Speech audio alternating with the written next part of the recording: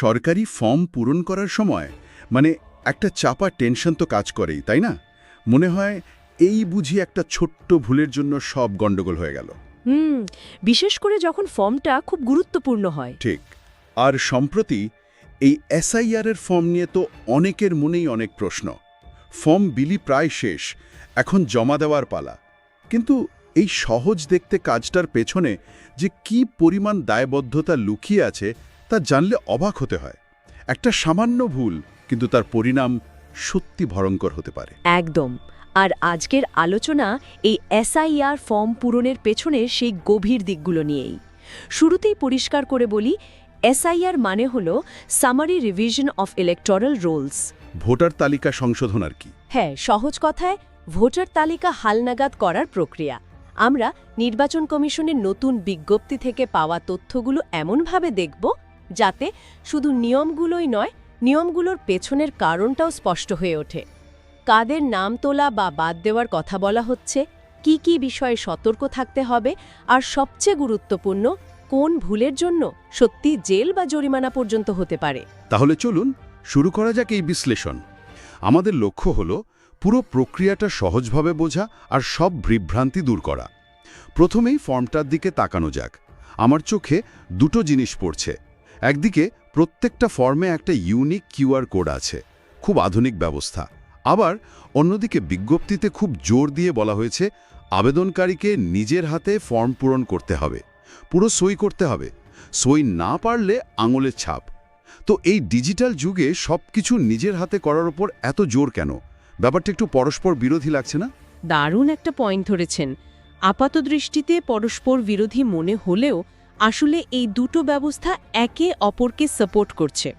দেখুন, দুটো জিনিস এখানে একসাথে কাজ করছে। প্রথমত, ওই ইউনিক কিউআর কোড, ওটা প্রত্যেকটা ফর্মকে একটা স্বতন্ত্র ডিজিটাল পরিচয় দিচ্ছে। এর মাধ্যমে কর্তৃপক্ষ খুব সহজেই প্রত্যেকটা ফর্মকে ট্র্যাক করতে পারবে, মানে কোনটা কার ফর্ম, কোথা থেকে জমা পড়লো, এখন কোন স্টেজে আছে, সব। আচ্ছা, মানে এটা হলো সিস্টেমের সুবিধার জন্য ডিজিটাল ম্যানেজমেন্ট। একদম। আর দ্বিতীয়ত, নিজের হাতে ফর্ম পূরণ আর সই করার নির্দেশ। এটা হলো আইনি দায়বদ্ধতার দিকটা। যখন একজন ব্যক্তি নিজের হাতে তথ্য লিখে সই করছেন, তিনি আসলে একটা আইনগত হলফনামা নিচ্ছেন। হলফনামা? হ্যাঁ, তিনি আইনত স্বীকার করছেন যে ফর্মে দেওয়া সমস্ত তথ্য তার জ্ঞান ও বিশ্বাস মতে সত্যি। এটা একটা ব্যক্তিগত গ্যারান্টি। ও আচ্ছা। ভবিষ্যতে যদি ওই তথ্যে কোনো গরমিল পাওয়া যায়, তিনি কিন্তু বলতে পারবেন না যে আমি তো লিখিনি বা অন্য কেউ ভুল করে লিখে দিয়েছে। তার হাতের লেখা আর সই তার বিরুদ্ধে সবচেয়ে বড় প্রমাণ হবে। বিষয়টা তাহলে দাঁড়াচ্ছে কিউআর কোড ফর্মটাকে ট্র্যাক করছে আর হাতের লেখা আবেদনকারীকে ট্র্যাক করছে। ঠিক। তার মানে এটা শুধু একটা নিয়ম নয়, এটা একটা আইনি রক্ষা কবচও বটে, দুই পক্ষের জন্যই। একদম ঠিক। এই ব্যবস্থাটা জালিয়াতি বা তথ্যের বিকৃতি অনেকটাই কমিয়ে আনে। আর আঙুলের ছাপের বিকল্প তো রাখাই হয়েছে, যাতে নিরক্ষর ব্যক্তিরাও এই প্রক্রিয়ার বাইরে না থাকেন। কিন্তু মূল উদ্দেশ্য একটাই, ব্যক্তিগত দায়বদ্ধতা নিশ্চিত করা। বোঝা গেল। আবেদনকারীর দায়বদ্ধতা তো নিশ্চিত হলো, কিন্তু বিজ্ঞপ্তিতে নির্দিষ্ট কিছু তথ্যের ওপর খুব জোর দেওয়া হয়েছে, যেমন মৃত ভোটার, স্থায়ীভাবে স্থানান্তরিত ভোটার অথবা ডুপ্লিকেট ভোটার, মানে যাদের নাম অন্য কোথাও ভোটার লিস্টে আছে। এই সংক্রান্ত সঠিক তথ্য বিএলওকে জানাতে হবে। এটা তো ভোটার তালিকা আপডেট করার একটা স্বাভাবিক প্রক্রিয়া বলেই মনে হয়।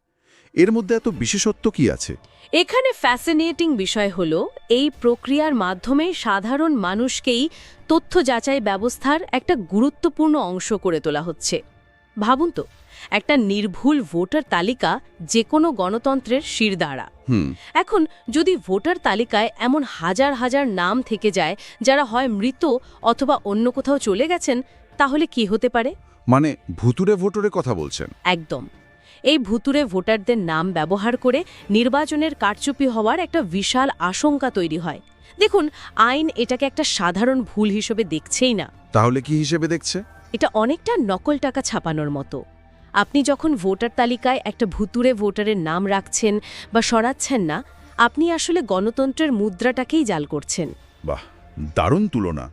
গণতন্ত্রের মুদ্রা জাল করা, এই ভাবনাটা তো বিষয়টার গুরুত্ব এক ধাক্কায় অনেক বাড়িয়ে দেয়। কিন্তু এই দায়িত্বটা কি সাধারণ মানুষের উপর একটু বেশি চাপিয়ে দেওয়া হচ্ছে না? একজন সাধারণ নাগরিক কিভাবে নিশ্চিত হবেন যে তার দেওয়া তথ্য 100% সঠিক?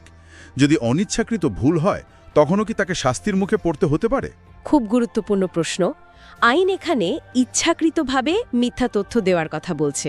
আচ্ছা, ইচ্ছাকৃতভাবে। হ্যাঁ, মানে আপনি জেনে শুনে সিস্টেমটাকে ধোঁকা দেওয়ার চেষ্টা করছেন কিনা সেটাই বিবেচ্য। অনিচ্ছাকৃত ছোটখাটো ভুলের জন্য সাধারণত এত বড় শাস্তি হয় না। আর দেখুন, স্থানীয় পর্যায়ে কোনো পরিবারে কে মারা গেছেন বা কারা পাকাপাকিভাবে এলাকা ছেড়ে চলে গেছেন, সেই খবরটা প্রতিবেশীরা যতটা ভালোভাবে জানবেন ততটা হয়তো কোনো সরকারি কর্মকর্তার পক্ষে জানা সম্ভব নয়। তা তো বটেই। তাই কর্তৃপক্ষ শুধু নিজেরা তথ্য সংগ্রহ করছে না, বরং নাগরিকদের কাছ থেকে পাওয়া তথ্যের উপর ভিত্তি করে নিজেদের ডেটাবেসকে পরিষ্কার এবং বিশ্বাসযোগ্য করে তুলছে। এটা একটা নাগরিক দায়িত্ব, একটা সম্মিলিত প্রচেষ্টা। আচ্ছা, তাহলে ফোকাসটা হলো ইন্টেনশন বা উদ্দেশ্যের উপর। এখন বোঝা যাচ্ছে নাগরিকদের কেন যুক্ত করা হচ্ছে। কিন্তু নাগরিকরা তো সরাসরি সর্বোচ্চ কর্তৃপক্ষের কাছে যাচ্ছেন না। তারা মাঠ পর্যায়ের কর্মকর্তাদের সাথে কাজ করছেন, মানে বিএলএ এবং বিএলও। বিজ্ঞপ্তিতে বিএলএর বিষয়ে বেশ কড়া নিয়ম আছে। যেমন একজন বিএলএ দিনে সর্বাধিক 50টি ফর্ম জমা দিতে পারবেন, কিন্তু তার জন্য তাকে সাদা কাগজে একটা স্বীকারোক্তি দিতে হবে। সেখানে লিখতে হবে যে সব তথ্য সত্য এবং ভোটার তার সামনেই সই করেছেন। এমনকি তার ফোন নম্বর, ঠিকানা সব দিতে হবে। বেশ জটিল ব্যবস্থা। এখানে খুব ইন্টারেস্টিং একটা ব্যালেন্স করা হয়েছে। একদিকে ক্ষমতাটাকে যেমন ভাগ করে দেওয়া হচ্ছে, তেমনি অন্যদিকে লাগামটাও শক্ত করে ধরে রাখা হচ্ছে। দেখুন, নির্বাচন কমিশন বুঝতে পারছে যে সবার পক্ষে হয়তো সরাসরি অফিসে গিয়ে ফর্ম জমা দেওয়া সম্ভব নয়। তাই তারা বিএলএ বা বুথ লেভেল এজেন্টদের মতো মধ্যস্থতাকারীদের অনুমতি দিচ্ছে। কিন্তু সেই ক্ষমতাটা লাগাম ছাড়া নয়। একদম। একদিকে সাহায্য করার অনুমতি, অন্যদিকে একটা সীমা, মানে দিনে 50টা ফর্ম আর কঠোর জবাবদিহিতার শর্ত। ওই সাদা কাগজের স্বীকারোক্তিটা তাদের প্রত্যেকটি ফর্মের জন্য ব্যক্তিগতভাবে দায়ী করে তোলে। আমি ভাবার চেষ্টা করছি, আমি যদি একজন বিএলএ হতাম, দিনে 50টা ফর্ম, প্রত্যেকটার জন্য আলাদা করে স্বীকারোক্তি লেখা, নিজের ফোন নম্বর, ঠিকানা দেওয়া, এটা তো শুধু দায়িত্ব নয়, একটা বড় মানসিক চাপও। যদি ওই 50টা ফর্মের মধ্যে কোনো একটাই ভুল বা জাল তথ্য পাওয়া যায় তাহলে খুব সহজেই তাকে শনাক্ত করা যাবে এবং তিনিই প্রথম প্রশ্নের মুখে পড়বেন। ঠিক। আর এই চাপটাই কিন্তু সিস্টেমের রক্ষা কবচ। এটা একটা ফিল্টার হিসেবে কাজ করে। যাদের অসৎ উদ্দেশ্য আছে তারা এত ঝামেলার মধ্যে যেতে 10 বার ভাববে। আর ওই 50টা সীমাটাও গুরুত্বপূর্ণ। অবশ্যই। এটা নিশ্চিত করে যে একজন ব্যক্তি যেন ক্ষমতার অপব্যবহার করে হাজার হাজার ফর্ম প্রভাবিত করতে না পারে। তার মানে বিএলএ অনেকটা সাহায্যকারীর মতো, আর বিএলও হলেন আসল প্রহরী। বিএলএর কাজ প্রক্রিয়াটা সহজ করা, আর বিএলওর কাজ হলো সেই সহজ প্রক্রিয়ায় কোনো ফাঁক থাকছে কিনা তা নিশ্চিত করা। ঠিক বুঝলাম। একেবারেই তাই। আপনি খুব সুন্দরভাবে দুজনের ভূমিকাটা তুলে ধরেছেন। বিএলও হলেন এই প্রক্রিয়ার চূড়ান্ত মানব ফিল্টার, হিউম্যান ফিল্টার। আবেদনকারী তথ্য দিলেন, প্রয়োজনে বিএলএ সেই ফর্ম জমা দিলেন, কিন্তু সব শেষে বিএলওকে সেই তথ্য সরজমিনে যাচাই করতেই হবে। তার স্বাক্ষর মানে হল রাষ্ট্রীয় ব্যবস্থার পক্ষ থেকে তথ্যটি যাচাই করা হয়েছে। এজন্যই বিজ্ঞপ্তিতে স্পষ্ট বলা আছে যে বিএলওর দ্বারা ভুল যাচাই করাটাও একটা শাস্তিযোগ্য অপরাধ। মানে আবেদনকারী থেকে মাঠ পর্যায়ের কর্মকর্তা পর্যন্ত প্রত্যেক স্তরে দায়বদ্ধতা। হ্যাঁ। কেউ বলতে পারবে না আমি জানতাম না বা এটা আমার কাজ ছিল না। তার মানে এখানে একজন ব্যক্তিকে গেটকিপার বানানোর বদলে একটা জবাবদিহিতার শৃঙ্খল তৈরি করা হচ্ছে। আবেদনকারী, তারপর বিএলএ, তারপর বিএলও। ঠিক। পুরনো অনেক সরকারি ব্যবস্থার থেকে এটা বেশ আলাদা ভাবনা। কিন্তু এই শৃঙ্খলের কোনো একটা অংশ যদি ভাঙে তখন কি হবে? এটাই আমাদের আলোচনার সবচেয়ে গুরুত্বপূর্ণ এবং কিছুটা ভয়ের অংশ নিয়ে আসে। আইন ও শাস্তি। বলা হয়েছে যদি কেউ ইচ্ছাকৃতভাবে মৃত, স্থানান্তরিত বা ডুপ্লিকেট ভোটার সম্পর্কে ভুল তথ্য দেয়, তাহলে জনপ্রতিনিধিত্ব আইন 1950-এর 31 ধারা অনুযায়ী তার 1 বছর পর্যন্ত জেল, জরিমানা বা দুটোই হতে পারে। 1 বছর পর্যন্ত জেল একটা ফর্ম পূরণের ভুলের জন্য? এটা শুনেই তো অনেকে ফর্ম পূরণ করতে ভয় পাবে। আমার প্রথম প্রতিক্রিয়া হলো এটা তো একটু বাড়াবাড়ি হয়ে গেল। আপনার প্রতিক্রিয়াটা খুব স্বাভাবিক, কিন্তু এখানে বুঝতে হবে আইন প্রণেতারা এটাকে নিছক একটা ফর্ম পূরণের ভুল হিসাবে দেখছেন না। তাহলে তাহলে এটাকে দেখছেন ব্যবস্থার সঙ্গে প্রতারণা বা একে কলুষিত করার একটা সক্রিয় চেষ্টা হিসেবে। একটা গণতান্ত্রিক ব্যবস্থার ভিত্তি হল স্বচ্ছ, নির্ভুল ভোটার তালিকা। আচ্ছা, যদি কেউ ইচ্ছাকৃতভাবে সেই তালিকায় ভুল নাম রাখে বা সঠিক নাম বাদ দেওয়ার জন্য মিথ্যে তথ্য দেয়, তাহলে সে তো পুরো গণতান্ত্রিক প্রক্রিয়াকেই আঘাত করছে। তাই আইন এখানে একটা খুব স্পষ্ট আর জোরালো বার্তা দিচ্ছে। এই তথ্য এতটাই পবিত্র যে এর সঙ্গে কোনো রকম ইচ্ছাকৃত গরমিল বরদাস্ত করা হবে না। এই শাস্তিটা মূলত একটা প্রতিরোধক, একটা ডিটারেন্ট হিসেবে কাজ করে। আচ্ছা, তাহলে আইন বলছে যে এটা নিছক একটা ভুল নয়, এটা একটা অপরাধ। কিন্তু আমার আরেকটা প্রশ্ন আছে। আবেদনকারীর শাস্তিটা না হয় বোঝা গেল, কিন্তু ভুল যাচাই করলে বিএলওর ও একই শাস্তি হতে পারে, এটা কেন? তার তো অজান্তেই ভুল হতে পারে। কারণ সিস্টেমের ভেতরের কাউকেও যেন দুর্নীতি করার সুযোগ না দেওয়া হয়। যদি শুধু আবেদনকারীর শাস্তির বিধান থাকত, তাহলে হয়তো কোনো অসাধু বিএলও টাকার বিনিময়ে বা অন্য কোনো স্বার্থে, রাজনৈতিক চাপেও হতে পারে, ভুল তথ্যকে যাচাই করে পাশ করিয়ে দিতে পারতেন। তিনি হয়তো ভাবতেন, দোষ তো হবে আবেদনকারীর, আমার কি? ঠিক। কিন্তু যখন তিনি জানেন যে ভুল যাচাই করলে তার নিজের চাকরি যাবে, জেল হবে, তখন তিনি নিজের দায়িত্ব পালনে অনেক বেশি সতর্ক থাকবেন। এটা নিশ্চিত করে যে প্রহরী নিজেই যেন চোর না হয়ে যায়। এটা শুনে আমার মনে হচ্ছে পুরো সিস্টেমটাই একটা জিরো টলারেন্স নীতির ওপর দাঁড়িয়ে আছে। কোনো স্তরেই কোনো ফাঁক রাখতে চাইছে না। আর এই পুরো বিষয়টাকে আরও পাকাপোক্ত করতে আলোচনার শেষে একটা আধুনিক প্রযুক্তির ছোঁয়া আছে। হ্যাঁ, ডিজিটাল সংরক্ষণের ব্যাপারটা ঠিক। বিজ্ঞপ্তিতে বলা হয়েছে এই সমস্ত ফর্ম, নথি, স্বাক্ষর, নাম সবকিছু ডিজিটাল পদ্ধতিতে সংরক্ষণ করা হবে। এর তাৎপর্যটা ঠিক কোথায়? ফাইল তো আগেও থাকতো, এখন শুধু সেটা কম্পিউটারে থাকবে, এটুকুই কি পার্থক্য? না না, পার্থক্যটা তার চেয়ে অনেক গভীর। এর মানে হলো জবাবদিহিতা এখন স্থায়ী এবং প্রায় অসীম। স্থায়ী? হ্যাঁ, আগেকার দিনে হয়তো ফাইলের ভিড়ে সময়ের সঙ্গে সঙ্গে কোনো ভুল বা জালিয়াতি হারিয়ে যেত, ফাইল খুঁজে পাওয়া যেত না, কে সই করেছিল, কে যাচাই করেছিল তা খুঁজে বের করা প্রায় অসম্ভব হয়ে পড়ত। কিন্তু এখন প্রতিটি তথ্য, ফর্মের প্রতিটি অক্ষর, প্রতিটি স্বাক্ষর, প্রতিটি নথি ডিজিটাল আর্কাইভে থেকে যাবে, এমনভাবে থাকবে যা সহজে পরিবর্তন বা মুছে ফেলা যায় না। তার মানে তপচু কেনার কোনো পথ নেই।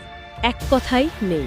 এর ফলে যে কোনো অসত্য তথ্য, ঘোষণা বা যাচাই প্রদানকারীর পরিচয় নির্ধারণ করা ভবিষ্যতে যে কোনো সময় সম্ভব হবে। আজ থেকে 10 বছর পরেও যদি কোনো তথ্যের সত্যতা নিয়ে প্রশ্ন ওঠে, তাহলে ডিজিটাল রেকর্ড থেকে কয়েকটা ক্লিকে বের করে নেওয়া যাবে যে কে এই তথ্যটি দিয়েছিল এবং কে তা যাচাই করেছিল। ডিজিটাল ট্রেল সবকিছু মনে রাখবে। সবকিছু। কোনো ভুল করলে বা মিথ্যে তথ্য দিলে তা মুছে ফেলার বা লুকিয়ে ফেলার কোনো উপায় থাকবে না। তাহলে বিষয়টা দাঁড়াচ্ছে সিস্টেমের এখন একটা স্থায়ী স্মৃতি বা পার্মানেন্ট মেমোরি তৈরি হচ্ছে। এটা একদিকে যেমন স্বচ্ছতা বাড়াচ্ছে, তেমনি অন্যদিকে ভুল করার ভয়টাও চিরস্থায়ী করে দিচ্ছে। একদম, এটাই ডিজিটাল সংরক্ষণের সবচেয়ে বড় শক্তি। এটা একটা স্থায়ী রেকর্ড তৈরি করে, যা সময়ের সঙ্গে সঙ্গে নষ্ট হয় না বা হারিয়ে যায় না। তাহলে পুরো বিষয়টা যদি এক জায়গায় আনি, এসআইআর ফর্ম পূরণ শুধু একটা রুটিন কাজ নয়, এটা একটা বড় আইনি দায়িত্ব। ফর্মে প্রতিটি তথ্যের জন্য আবেদনকারী ব্যক্তিগতভাবে দায়ী, কারণ তার হাতের লেখা এবং সই থাকছে। ঠিক। তারপর বিএলএ এবং বিএলওদের মাধ্যমে একটা বহুস্তরীয় যাচাই ব্যবস্থা তৈরি করা হয়েছে, যেখানে দায়িত্বটা ভাগ করে দেওয়া হয়েছে এবং প্রত্যেককে জবাবদিহি করতে হবে। আর ভুল করলে তার পরিণাম গুরুতর, কারণ ডিজিটাল পদ্ধতিতে সবকিছু প্রমাণ থেকে যাবে, যা ভবিষ্যতে যে কোনো সময় সামনে আনা যেতে পারে। আপনি চমৎকারভাবে সারসংক্ষেপ করেছেন। এই পুরো প্রক্রিয়াটা একটা গুরুত্বপূর্ণ পরিবর্তনের ইঙ্গিত দেয়। এখন তথ্য নির্ভুল রাখার দায়িত্ব শুধু উপর মহলের অধিকারীর নয়, বরং সাধারণ নাগরিক এবং তৃণমূল স্তরের কর্মীদের ওপরও সমানভাবে দেওয়া হচ্ছে। এটাকে বলা যেতে পারে অংশগ্রহণমূলক স্বচ্ছতা। অংশগ্রহণমূলক স্বচ্ছতা? হ্যাঁ, রাষ্ট্র যেন বলছে এই তালিকাটা আমাদের সবার, আসুন আমরা সবাই মিলে এটাকে নির্ভুল রাখি, আর যদি কেউ এটাকে ইচ্ছাকৃতভাবে নষ্ট করার চেষ্টা করে, তাহলে আইন তাকে ছাড়বে না। আজকের এই আলোচনা শেষে একটা প্রশ্ন ভাবার জন্য রেখে যাওয়া যাক। একদিকে যেমন এই কঠোর নিয়মকানুন আর ডিজিটাল নজরদারি জালিয়াতি রুখতে সাহায্য করবে, তেমনি অন্যদিকে এই ব্যবস্থা কি সাধারণ মানুষকে বিশেষ করে যারা কম শিক্ষিত বা প্রযুক্তিগতভাবে পিছিয়ে তাদের ভয় পাইয়ে দিতে পারে? স্বচ্ছতা নিশ্চিত করা এবং সাধারণ মানুষকে নির্ভীকভাবে প্রক্রিয়ায় অংশ নিতে উৎসাহিত করার মধ্যে সঠিক ভারসাম্য কিভাবে তৈরি করা সম্ভব?